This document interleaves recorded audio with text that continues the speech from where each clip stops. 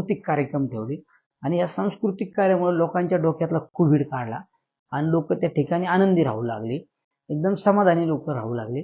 आणि मी स्वतः Covid centre असल्यामुळं एखादा पेशंट जर घाबरला तर मी त्याच्या गळ्यात हात घालायचं जाऊन आणि त्याला सांगत घाबरू नको मी आहे. त्याला असं ज्यावेळेस मी घाबरू नको मी आहे असं वाटतं त्याला वाटतं अरे की आमदार आपल्याला शब्द त्याचा अर्थ इथं आपल्याला भीती नाही. आणि प्रत्येक पेशंट घाबरल्यानंतर मी स्वतः मला त्या ठिकाणी पाहिल्यानंतर आपल्याला कुणीतरी वाचवणार आहे, आपल्याला कुणीतरी मदत करणार या ठिकाणी आहे.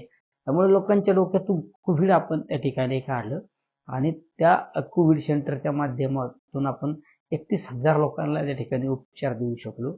अशा हे तर सगळ्यात महत्वाचं काम. पण हे सगळं काही करीत असताना यामध्ये सुद्धा माझे सर्व सहकारी त्या ठिकाणी 24 तास माझ्या बरोबर राहिले.